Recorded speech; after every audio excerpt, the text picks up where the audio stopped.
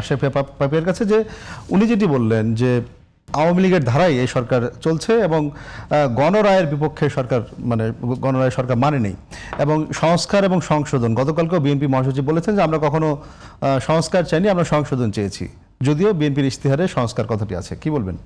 শুনেন, এখানে স্পষ্ট হুমায়ুন আনুর যেভাবে কথা বললো উনি একজন সংবিধান বিশেষজ্ঞের মতো করে বললেন, কিন্তু আমি সংবিধান বিশেষজ্ঞ নই। আমার সংবিধান বিশেষজ্ঞ যারা আছেন প্রখ্যাত আইনজীবী ডক্টর কামাল হোসেন, ডক্টর স্বাধীন মালিক এবং সংবিধানের উপর যাদের জ্ঞান নলেজ, তাদের কথা মাফিকই আমাকে বুঝতে হবে, যেহেতু আমি একজন আইনজীবী। আমি তো শুধু পথচারী না, কি শুধুমাত্র বাংলাদেশের নাগরিক না। আইনজীবীদের কাছে কথাবার্তা মানুষ আইনজীবীর মতোই মানে আশা করবে। এখন আপনি এই যে গণভোট যেটা রিজেক্ট করে গেছে, বাতিল করে গেছে শেখ হাসিনা ওয়াজেদ, আপনি যখন এমপি হবেন না, আপনি সেই গণভোটের সম্মতি দিলে কোনো সমস্যা আছে? কিন্তু আপনি যখন এমপি হয়ে যাবেন, সংবিধানের বাইরে যাওয়ার আপনার কোনো সুযোগ আছে কি? আপনার সুযোগ কিন্তু নাই।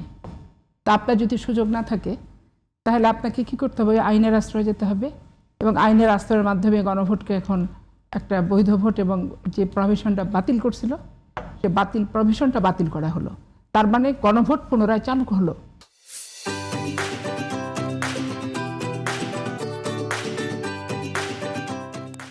তাহলে গণভোট এখন যে চালু হলো, তো যেদিন থেকে চালু হবে সেদিন থেকে তো কার্যকর হবে না। তার 10 মাস আগে থেকে কারোর মন মতো এজেন্ডা ডালিতে করে নিউ ইয়র্ক থেকে আর আমেরিকা থেকে নিয়ে চলে আসলো। আর আমি দেখতে পাচ্ছি, বুঝতে পারছি যে এই সমস্ত এজেন্ডা নিয়ে এসে 10 বছর 15 বছর পর্যন্ত বাংলাদেশের রাষ্ট্রীয় ক্ষমতা দখল করে থাকার যে সুকৌশল এবং যে প্রবণতা অন্তর্বর্তীকালীন সরকার এবং তাদের সমর্থক গোষ্ঠী, এটা তো Bangladesh open to ball, everybody knows. যারা বলেছে খোদা নাইবে এসেছে, অলিয়া উলিয়ার সাথে ডক্টর ইউনূস সরকারকে তুলনা করেছে, তারা প্রত্যেকে কিন্তু এমপি হয়েছে।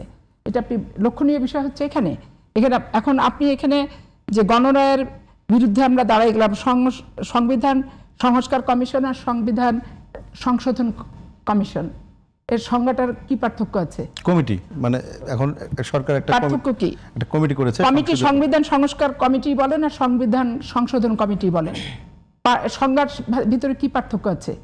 তাহলে সংজ্ঞাটা কি? সংবিধান সংস্কার কমিশন আর সংবিধান সংশোধন কমিশন কি কমিটি, এই দুটার ভিতরে সাংবিধানিক এবং আইনগত ব্যাখ্যাটা কি পার্থক্য আছে?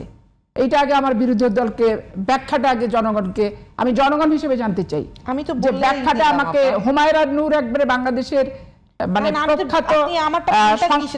প্রখ্যাত বিশেষজ্ঞ না, আমাকে ব্যাখ্যা দিতে হবে যে সংবিধান সংস্কার কমিশনের ব্যাখ্যাটা কি আর সংবিধান সংশোধন কমিশনের ব্যাখ্যাটা কি। সংবিধান সংস্কার কমিশন আর সংসদের ভেতর কোনটা, ওইটার অন্তর্ভুক্ত আর কোনটা এটার অন্তর্ভুক্ত নয়, বহির্ভূত কোনটা, এটা আমাকে বুঝতে হবে।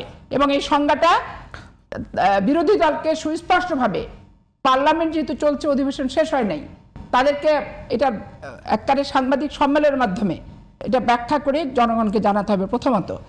তারপরে দ্বিতীয়ত আপনি আসেন প্রশাসক, মানে গায়ের জ্বালা থাকলে সব কিছুতে জ্বলে যায়। আওয়ামী লীগের প্রশাসক 40টা জেলার একটাও নেই।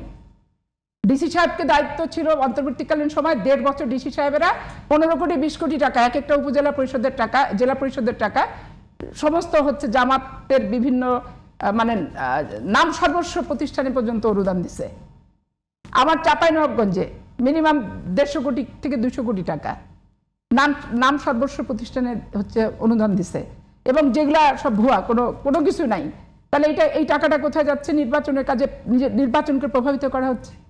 তো সরকারের কাছে যদি এরকম তথ্য থাকে তাহলে সেখানে জেলা প্রশাসক সাময়িকভাবে নিয়োগ করে ইউনিয়ন পরিষদ, উপজেলা, পৌরসভা হয়ে যাওয়ার পর জেলা পরিষদ নির্বাচন তো হবেই। তাহলে এখানে গায়ে ঝাল ধরা কিন্তু কিছু নাই। আপনার পৌরসভা যখন একজন ম্যাজিস্ট্রেটকে দিয়ে চালাচ্ছে সেটা নিয়ে ঝাল ধরছে না, আবার উপজেলা যখন নির্বাহী অফিসার চালাচ্ছে সেটা নিয়ে ঝাল ধরছে না। ঝালটা ধরছে কোথায়? যে আমি আওয়ামী লীগ হয়ে গেলাম। ওই আওয়ামী লীগ জেলা প্রশাসক প্রথম প্রশাসক নিয়োগ করছিল, তারপরে নামে মাত্র নির্বাচন দিচ্ছে, আমিও সেটা করলাম। তা আপনি 64টা জেলার প্রশাসক যদি না থাকে, কার্যক্রম এক ডিসি কয় জায়গায় চালাবে, এক ডিসি কয় জায়গার সভাপতি হবে আর কয়টা জিনিস চালাবে, এটাও কিন্তু বুঝতে হবে। তারপরে আইন শৃঙ্খলা পরিস্থিতি মারাত্মক অবনতি, টিআরবি নিয়োগ দিয়ে যেটা বললেন, সংসদে সালাউদ্দিন সাহেব নিজেই বলেছে যে আইন শৃঙ্খলা পরিস্থিতির ভিতরে ধর্ষণটা মাত্রা বেড়েছে। তো ধর্ষণ মাত্রা বেড়েছে কোথায়, মাত্রাটা বাড়লো কোথায় কোথায়?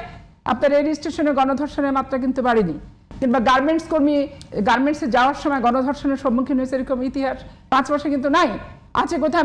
মাদ্রাসায় বলৎকার এবং মহিলা মাদ্রাসার বাচ্চা শিশুরা ধর্ষিতা হচ্ছে এবং পাশের বাসার লোক বিদেশে থাকে, পাশের বাসার ছেলে লোলুপ দৃষ্টি নিয়ে একটা অবৈধ সম্পর্ক তৈরি করে ধর্ষণ করছে। ধর্ষণ করা পর্যন্ত ধর্ষণ বলে নাই, মিউচুয়াল আন্ডারস্ট্যান্ডিং। কিন্তু জনগণের হাতে যখন ধৃত হয়ে পিটা খাইছে তখন মেয়েটা দাবি করছে আমাকে ধর্ষণ করছে। এইটা পার্লামেন্টে স্পষ্টভাবেই কিন্তু বলেছে যে সাইবার সুরক্ষা আইনের কথা যেটা বললো যে আমি এখানে টকশো করবো, এগুলো তো আমার নিয়ন্ত্রণ হয়ে যাবে। এটা আমি মিনিংলেস কথা শুনলাম। এটা আপনার বিরুদ্ধে যখন এই যে আপনি চেক করছেন যে এটা আমার অরিজিনাল বক্তৃতা না ভুয়া বক্তৃতা, তো যখন ভুয়া আসতেছে ভুয়াটাকে আপনি চেক করবেন, ভুয়াটাকে আপনি কন্ট্রোল করবেন, ভুয়াটাকে আপনি আইনের আওতায় নিয়ে আসবেন। কিন্তু আপনার নিজস্ব স্বীকৃতি, নিজস্ব স্বীকারোক্তি, নিজস্ব বক্তৃতা, এটাকে নিয়ন্ত্রণ করার বিন্দুমাত্র আগ্রহ তো সরকারের নাই। এইটাই যদি নিয়ন্ত্রণ করার আগ্রহ থাকতো তাহলে সবার আগে তো বিরোধী দলের গলাটা চিপে ধরতো। আওয়ামী লীগের মতো মানে আওয়ামী লীগের দুঃস্বপ্ন দেখতে দেখতে এমন হয়ে গেছে যে আওয়ামী লীগ ফোবিয়ার ভিতরে এনসিপি আর জামাত চলে গেছে। তা আওয়ামী লীগের মতো কোন কাজটা বিএনপি করছে? এই যে পাটোয়ারি এত অশালীন ভাষায় গোটা বাংলাদেশে বিরক্ত করে বেড়াচ্ছে, তো তার বিরুদ্ধে কোনো আইন শৃঙ্খলা ব্যবস্থা কি তার দল নিছে?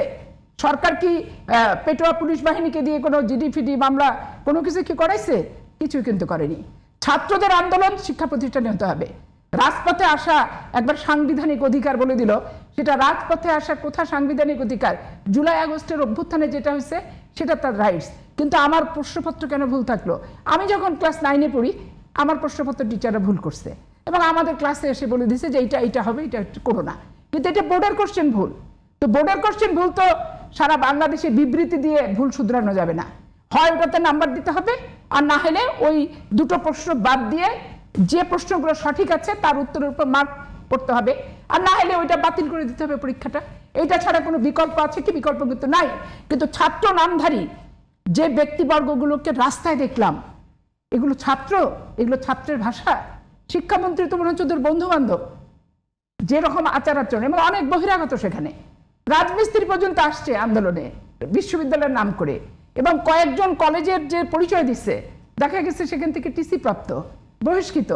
এগুলোকে নিয়ে আজকে নিজের প্রয়োজনে অনুমোদন দিতে গেলে 2 দিন পর এগুলোই যখন নিজের বিপক্ষে যাবে তখন বিষয়টা হাড়ে হাড়ে টের পাবে এই বাংলাদেশের বিরোধী দল এনসিপি এবং জামাত ইসলাম। এখন সাংবিধানিক অগ্রাধিকার আছে সবকিছুরই, কিন্তু সেটার মাত্রা আছে।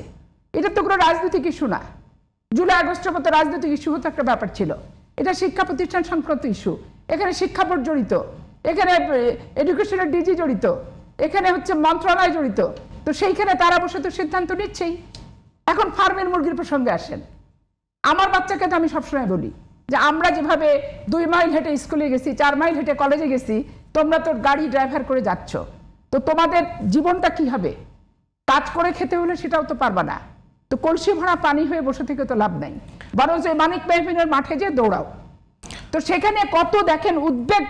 টেলিফোন সংলাপটা যদি আপনি ভালো করে বিশ্লেষণ করেন, এখানে একটা উদ্বেগও ছিল কিন্তু শিক্ষামন্ত্রীর, যে বাচ্চাগুলোর মাথায় পানি পড়লে তো বাচ্চাগুলা জ্বর হয়ে যাবে। আমার মেয়েও তো একটা ফার্মের মুরগির মতো জ্বর চলে আসে। ফার্মের মুরগি কথাটা যে রেজিস্ট্যান্স কম, ওষুধ ভিটামিন খেয়ে তাদের বারবরকতটা হয়, ন্যাচারাল যে বারবরকতের গতিবিধি সেটা না। ঠিক আছে, এইটা নিয়ে আপত্তিকর কথা মনে হচ্ছে, উনি শিক্ষামন্ত্রী ক্ষমা চেয়েছেন, মিটে গেছে। এইটা নিয়ে আপনি আর কতদিন চলবেন?